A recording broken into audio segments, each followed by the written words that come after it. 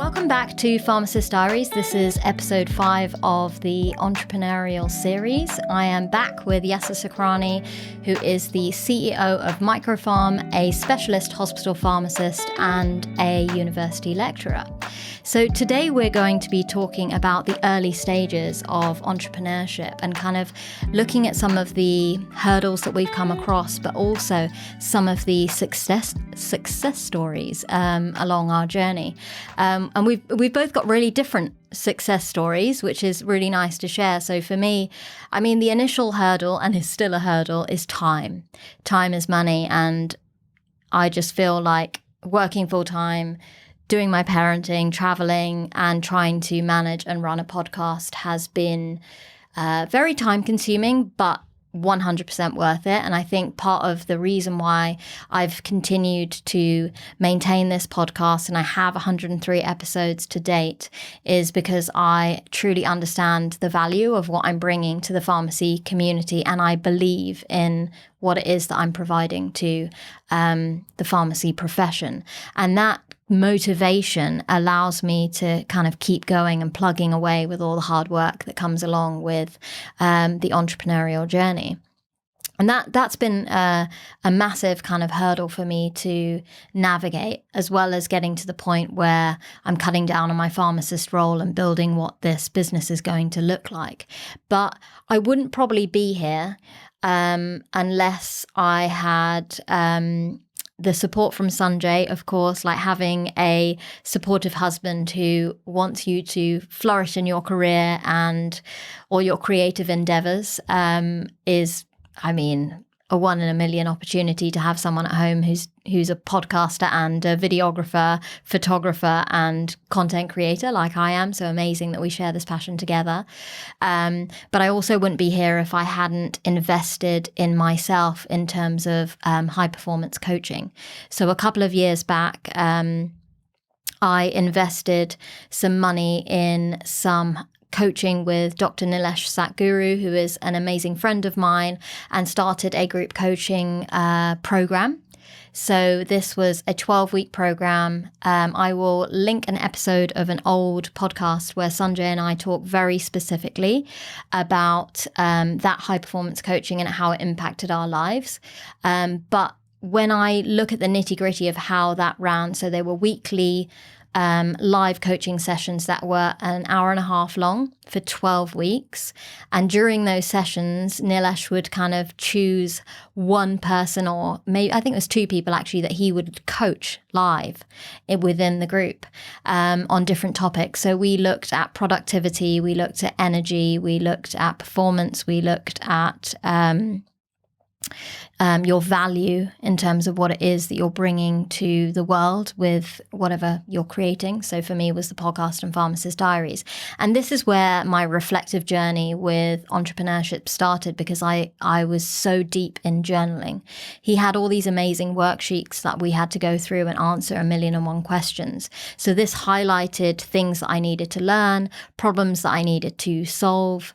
For a great example was energy. I felt like I didn't have enough energy, or I felt quite tired in general just by life.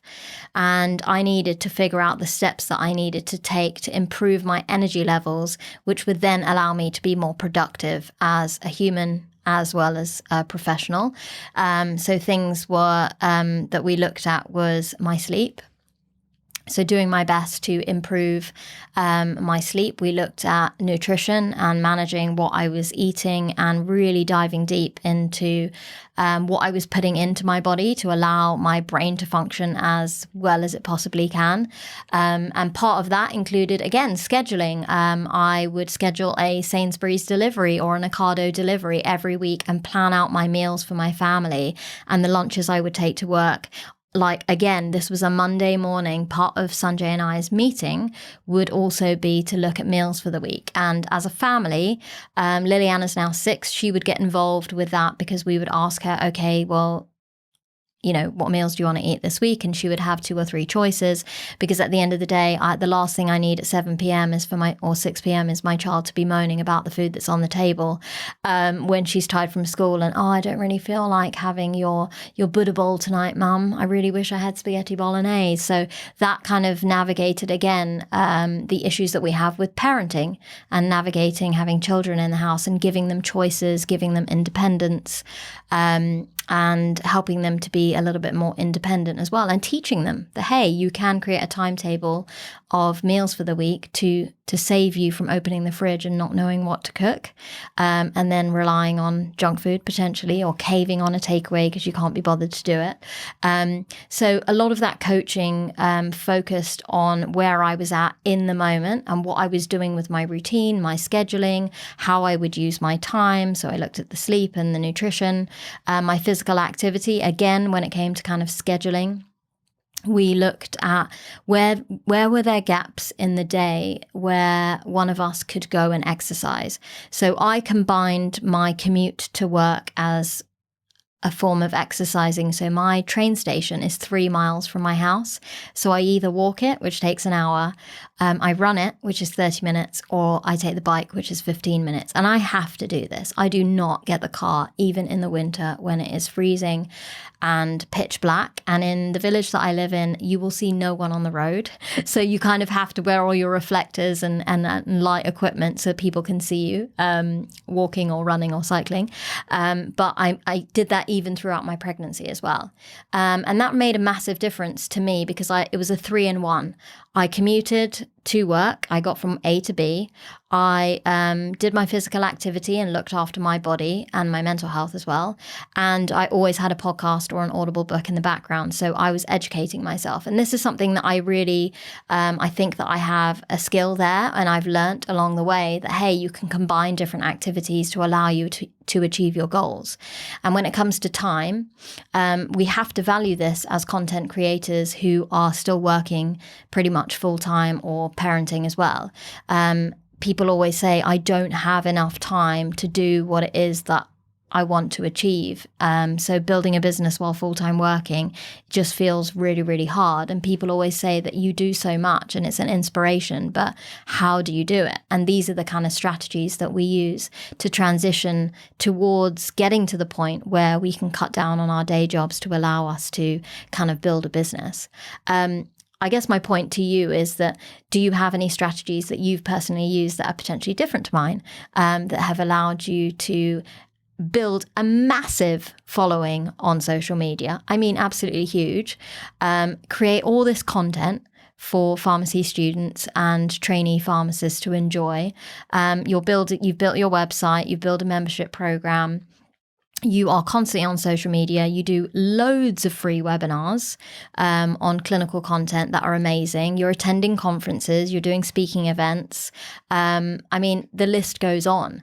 How have you kind of transitioned in terms of managing your time and valuing that as kind of money?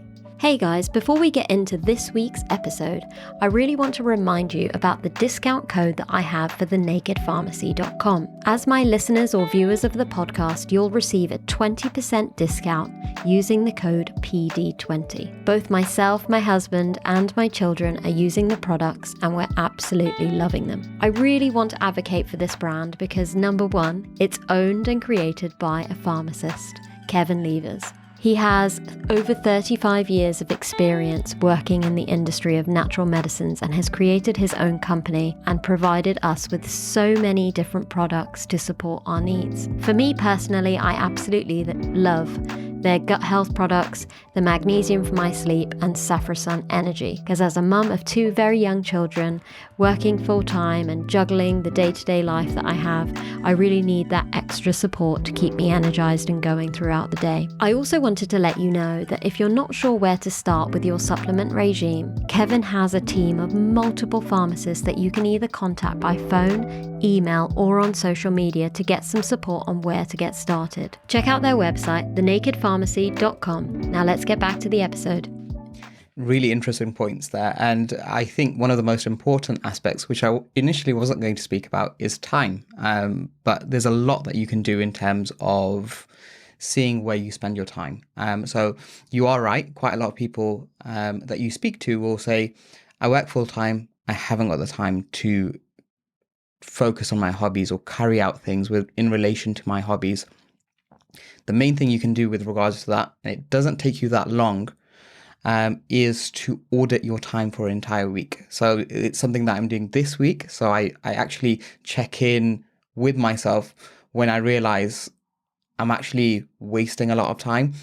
The best way to do that is to use your Google calendars, use any calendar that you typically use, but put down every place you spend your time. So make time blocks for where you spend your time. If you're watching Netflix, for example, put a time block for that.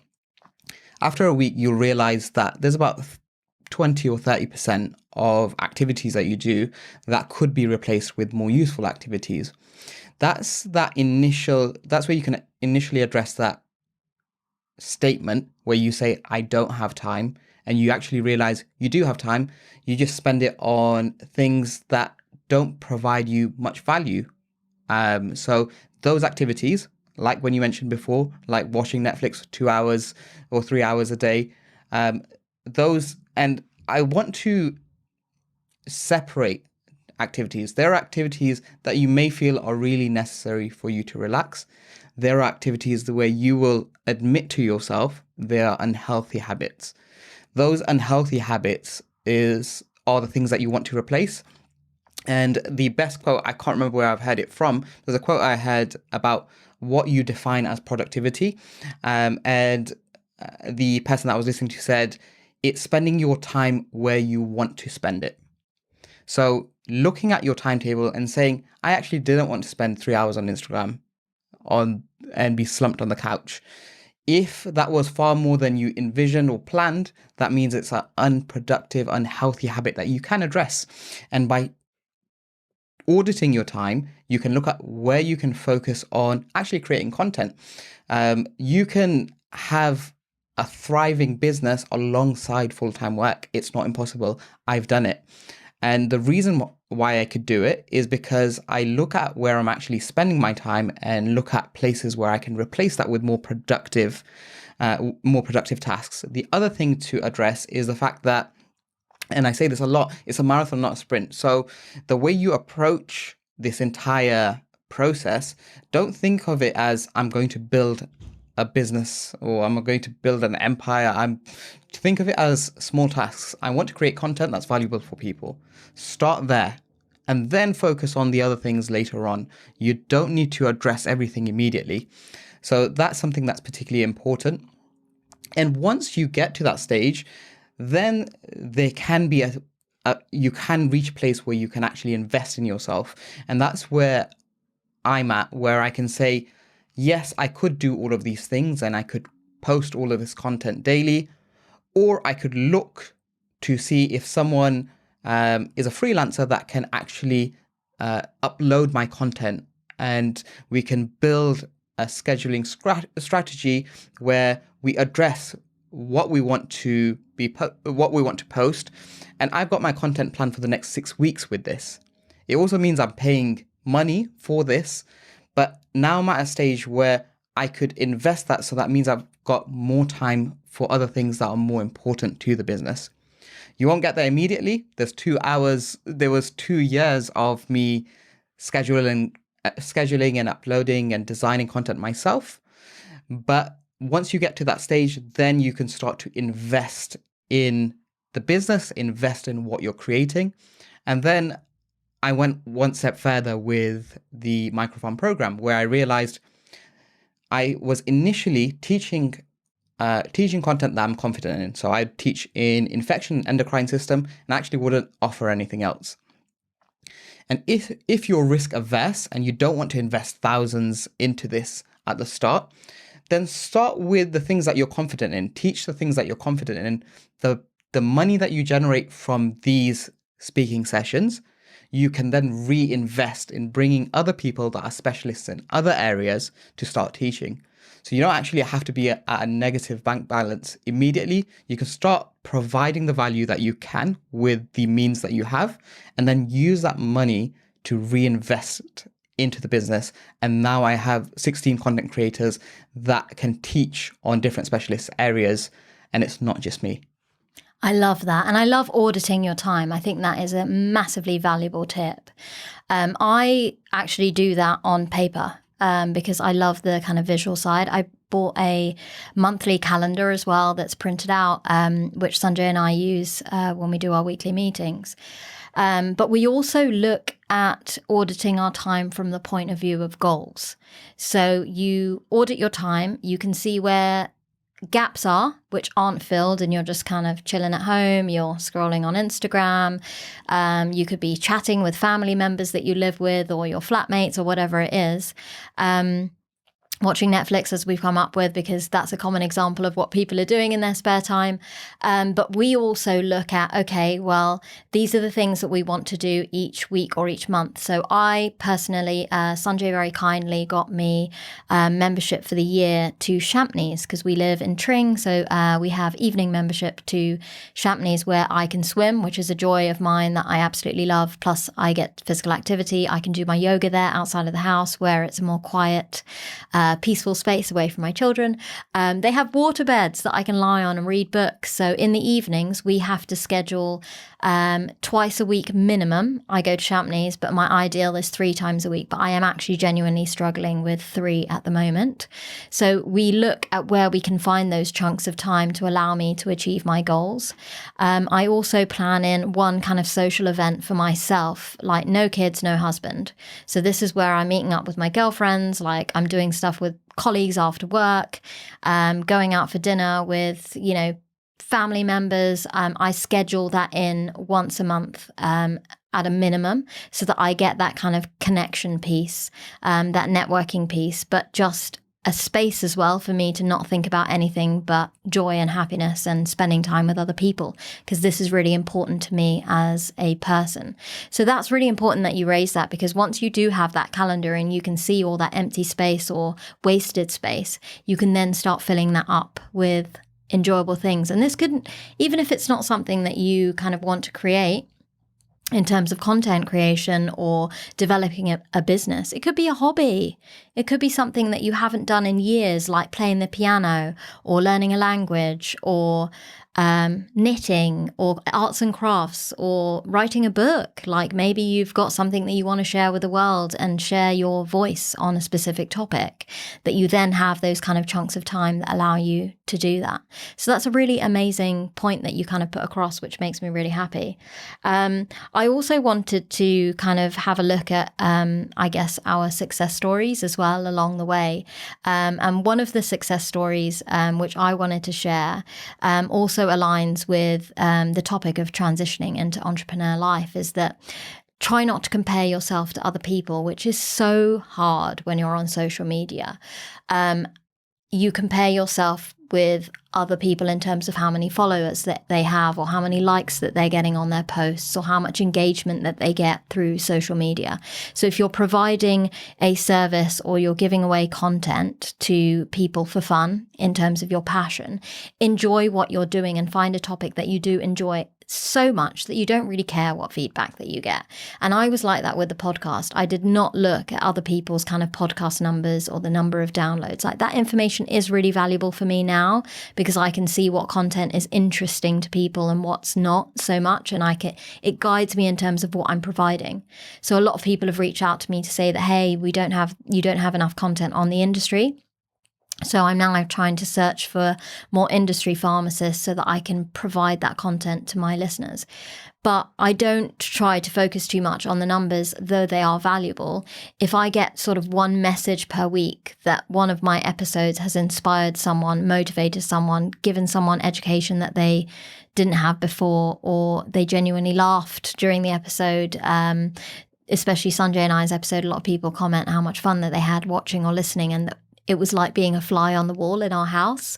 That's what brings me the joy and that kind of motivation to keep creating that content. And once you get to the point where you can monetize, happy days, it will come, but it is a marathon, like you said, it's not a sprint. Just having that awareness. So for me, in terms of successes. My first major kind of milestone was reaching 10,000 downloads. I was like, oh my goodness, literally 10,000 people have listened to me and my content. Like, I found that was incredible. And that was within the first year of the podcast being launched.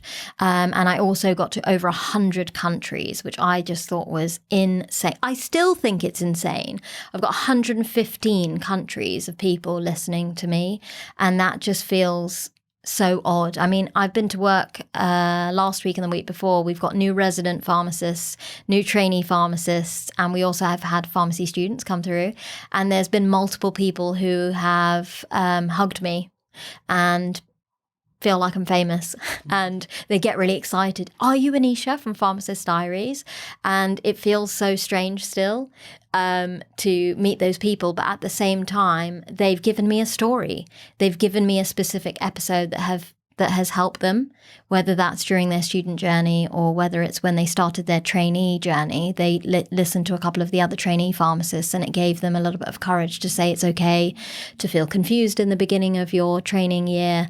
It's okay to not feel like you know what you're doing, and you go from like student life to work life, which is a really difficult kind of change for them, and adapting to that.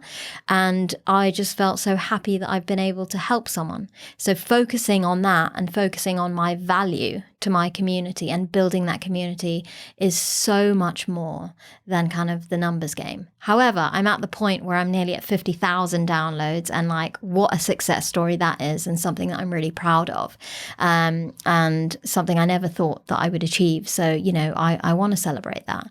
I also want to celebrate the fact that Sunjay and I have now kind of combined forces, and we've set up some masterclasses to teach other people about podcasting. I mean, how fortunate are we that we've got all this experience and knowledge that we can then kind of share with the world.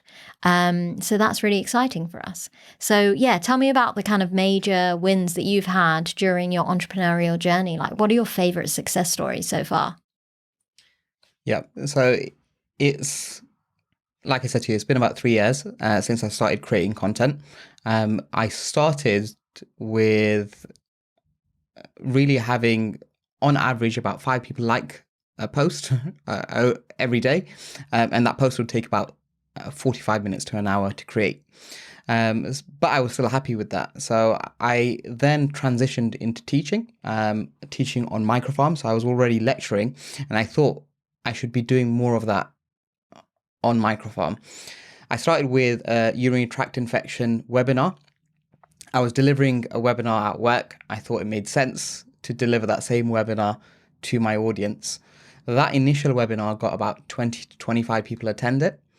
And then I realized that actually people are really interested in this. And I delivered that for free at the time. So I always say this when someone says, I want a paid course. I say, well, what have you done so far so that people know that you're actually valuable? Nothing.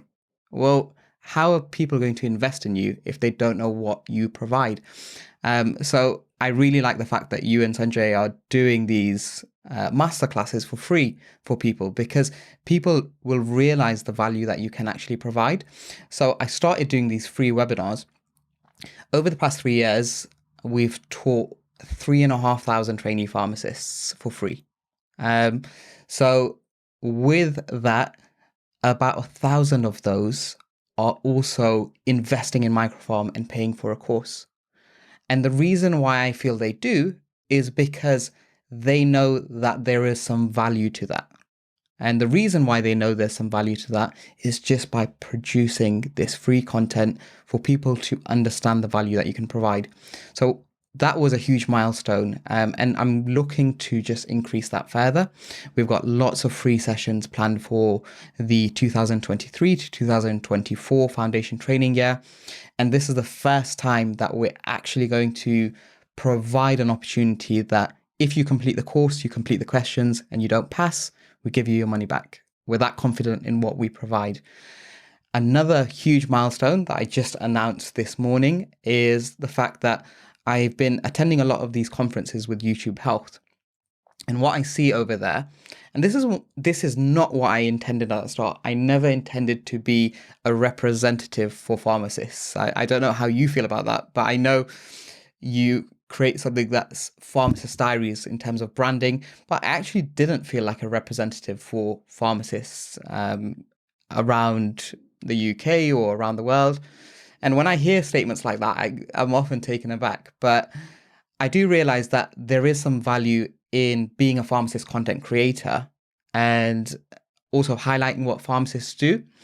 And what I see at these YouTube health events is there's a lot of medic and nurse representation, but not much pharmacist representation. There was actually only a few of us that are actually pharmacists at the event.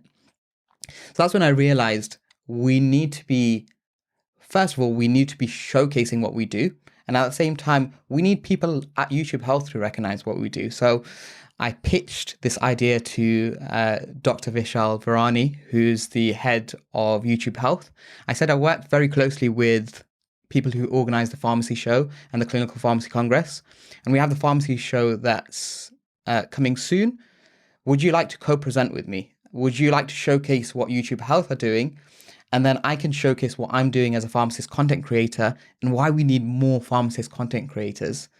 And he agreed, and we've managed to pull together an event, and it's going to be held on October the 16th at the pharmacy show.